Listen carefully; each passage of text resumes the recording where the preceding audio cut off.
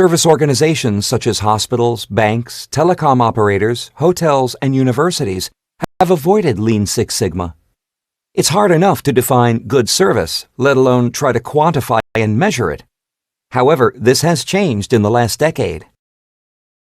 The toolkits for Lean and Six Sigma originated on the shop floor to largely improve manufacturing processes.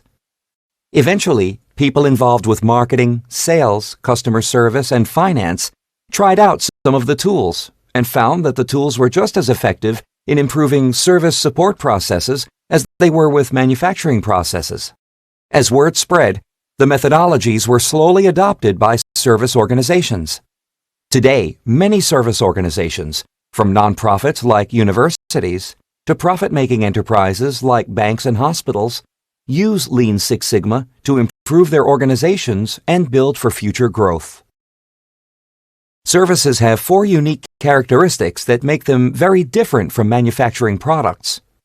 Services include anything of value delivered to customers through a variety of channels, such as online information or transactions, medical and diagnostics, financial, hospitality, environmental, and professional. The value provided to the customer is sometimes intangible. A service is often an action or event. It isn't something that can be held in one's hands. For example, a doctor gives a physical examination, or an insurance agent discusses a claim over the phone. Next, the products are perishable.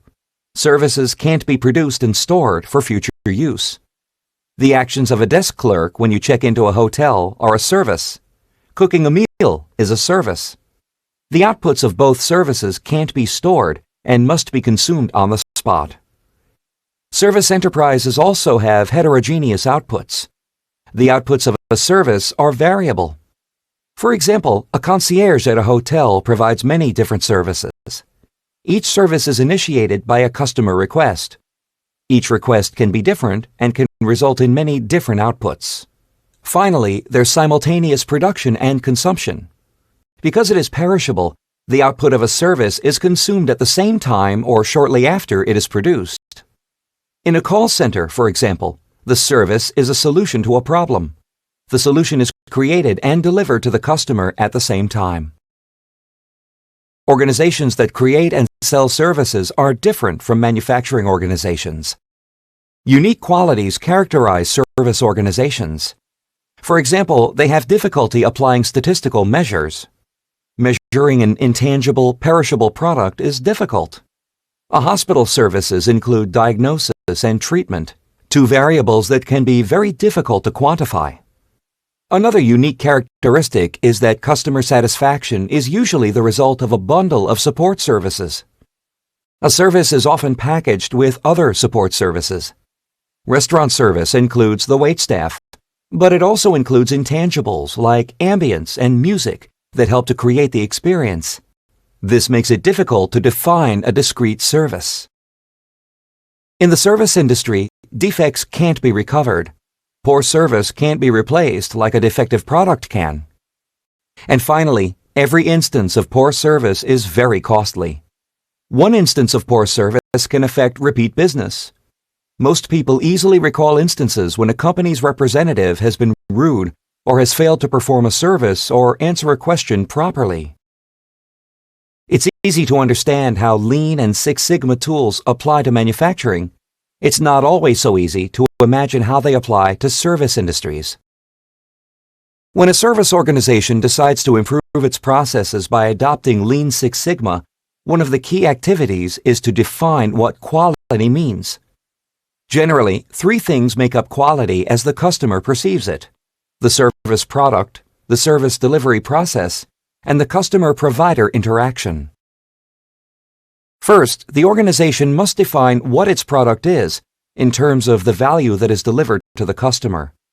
This is the service product, which is equivalent to the product created by a manufacturing operation. For example, in a healthcare service, the service product includes diagnosis and treatment. In transportation, the service product is the trip to a destination, plus the porters, flight attendants, baggage handling, and beverages. The elements that comprise a service product must be carefully defined. A 4-star restaurant and a fast food diner Both provide a dining experience. However, the factors that comprise their service products are very different. In addition to defining its service product, the organization must define how that service product will be provided to customers. This is the service delivery process. Like a manufacturing process, a service process generally contains a number of steps. For example, the service product of an insurance company is an insurance policy. The service delivery process includes all of the steps required to deliver the policy to the customer. These steps include making sales calls, signing the contract, entering the contract into an IT system, printing the policy, and mailing the contract to the customer. The third aspect that a service organization must define is the nature of the customer-provider interaction. Consider what happens when you go to your local supermarket. The checkout clerk greets you, scans your items, processes coupons, makes change, and sometimes bags the items. The same kind of interaction happens in every retail establishment. In contrast to manufacturing, all service organizations have a direct interaction with their customers. The customer-provider interaction has an enormous impact on how customers feel about the organization. The key elements in delivering customer value in a service organization are excellence in the service product, customer delivery process, and customer-provider interaction. Applying Lean Six Sigma in a service organization means identifying those costs and procedures that contribute to improving customer satisfaction. Each key aspect of service quality must be carefully analyzed in order to assess its cost. During process improvement, Lean Six Sigma is often applied to two primary activities in an organization: service design and service delivery. These two activities are key to an organization's ability to achieve excellence in its service product, service delivery process, and customer-provider interaction. They are also where non-value-adding activities can often be found. Service design includes all of the activities associated with identifying elements of the service and creating the service. Three groups of activities comprise service design. Service product design refers to defining and designing all of the items that comprise the service.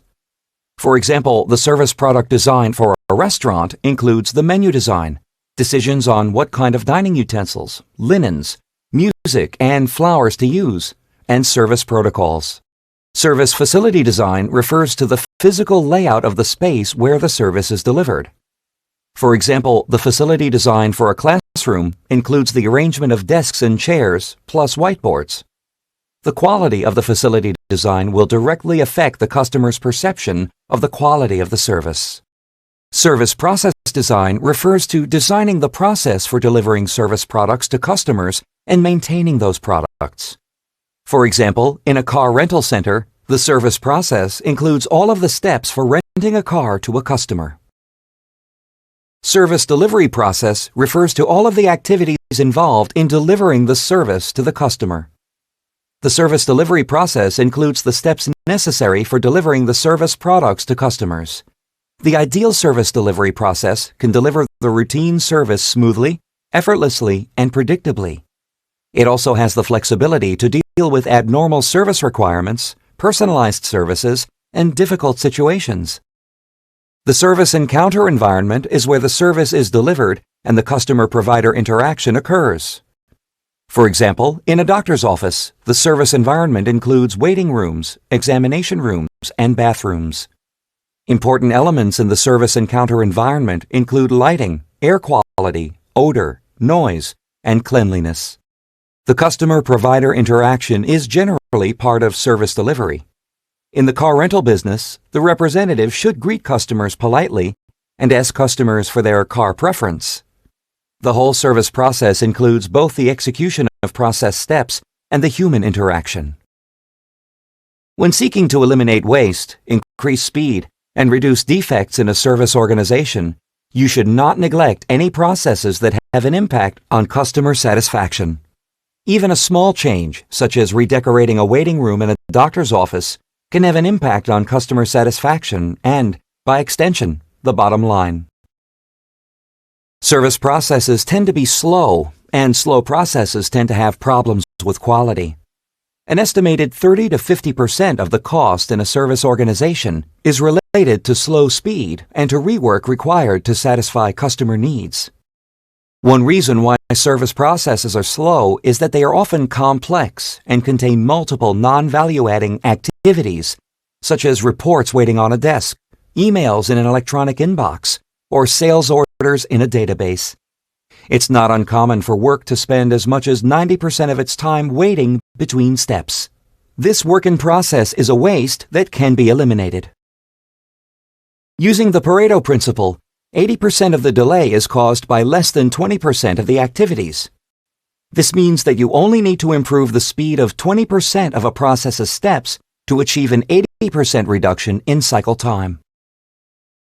Many jobs in service organizations share characteristics that make them prime candidates for Lean Six Sigma improvement. For example, consider the kind of waste and time delays caused by some common situations. Consider having to chase down information to complete a task. Information is to service organizations as material is to manufacturing. If information is difficult to find or non-existent, processes slow or stop. For example, to answer customer queries, call center operators access technical manuals and databases and contact other operators for information. This often adds wait time for the customers. Or imagine using multiple decision cycles to complete work. Multiple decision cycles create a complex process of decision-making, which moves up from the operational level to strategic levels. For example, a financial institution requires 4 levels of approval on any personal loan over $10,000. While this approval process ensures everyone is informed, it adds a great deal of wait time to the process. Also, consider being constantly interrupted while trying to complete a task. Telephones, email, instant messaging capability, and questions from peers and customers, all of these interruptions can have a profound effect on worker productivity. For example, information workers, such as actuaries, send and receive an average of 204 emails per day and experience an average of 6 interruptions each hour in a typical workday. These interruptions add to employees' non-productive time. Performing work in batches is another kind of waste. Working in batches means that workers must accumulate a group of items before they can start working. For example, insurance company data entry specialists must wait until they have a batch of 40 policy forms from a pre-approval process before entering them into the system. Performing tasks that can get lost between organizational units can also cause delays. When various departments are not seamlessly integrated as one single unit, they start working like silos. A lot of non-value-added work must be done just to get information and communication moving between silos. For example, current sales information in finance is created separately and is updated by the account clerk at the end of every month from the sales reports. Consider this example. The accounting department and external customers of a multinational corporation are complaining about the organization's invoicing system. It takes much longer than it should to complete and submit an invoice to accounts payable. Customers find the invoices confusing and often call the accounting department for clarification. A preliminary investigation indicates that, in addition to other problematic issues, there is no standard operating procedure, SOP, for filling out the invoice. Management takes immediate action. The cost of poor quality, or COPQ, is used to justify the project financially. Using failure mode effects analysis, also known as FMEA, COPQ is estimated to cost the company $400,000 a year, in addition to the loss of customer goodwill. A goal is established to reduce service processing time by 20 to 30%, which should produce a cost savings of over $100,000 in the first year. Management decides to use Six Sigma for its structured DMAIC problem-solving methodology, rigorous toolkit, and statistics, which will be needed to control improvements. Lean tools and techniques will be pulled in and used as needed within the DMAIC structure. During the define phase, the project team identifies the parameters of the problem and determines how to conduct the project. First, the project charter is drawn up. The project's goals, scope, budget, personnel, resources, and the problem to be resolved are documented in the project charter. Then, a SIPOC diagram is drawn to learn all the relevant elements of the project: suppliers, inputs, processes, outputs, and customers. This diagram serves as a value stream map, or VSM, of the help desk operation. Next, the voice of the customer, or VOC, is taken into account. The team members interview employees and external customers to learn what level of service they expect from the help desk.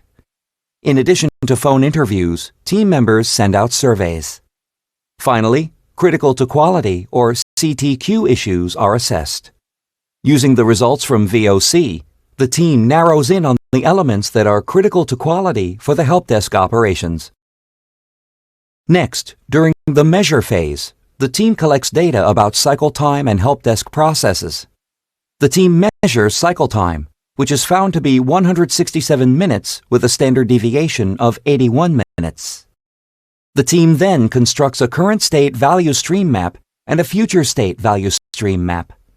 The current state value stream map reveals one non-value added step that can be eliminated. The future state value stream map is analyzed to determine the potential for reducing cycle time in each step. Finally, the team creates a detailed process map. The inputs and outputs in each step are identified, and the team determines whether steps are controllable or not. Steps that are controllable can be improved.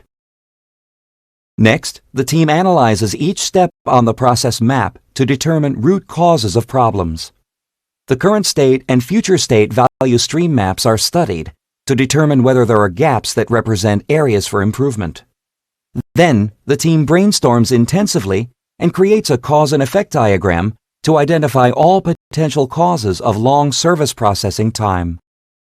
The team concludes that the root causes of long service processing time are the lack of a documented SOP and lack of expertise among the technical help desk personnel. The team adopts a multi-pronged approach during the improve phase. It recommends that the organization develop an SOP to help deliver the services quickly and effectively. They also recommend that the organization establish a requirement that anyone wanting to work on the help desk must have a minimum of 2 years of technical experience. And the final recommendation is that the organization monitor the help desk semi-annually to ensure that employees are staying current with changes in technology. During the last phase of the Six Sigma project, the team creates a checklist for internal strategic management to use and a control chart to monitor service processing time over the long term. You can access the job aid Lean Six Sigma Plan for Service Quality Improvement after the video for an overview of applying Lean Six Sigma steps to process improvement. Consider the salient points of the case study. What was the business problem? Cycle time on calls received at the help desk far exceeded customers' and employees' expectations. Next, consider the improvement goals.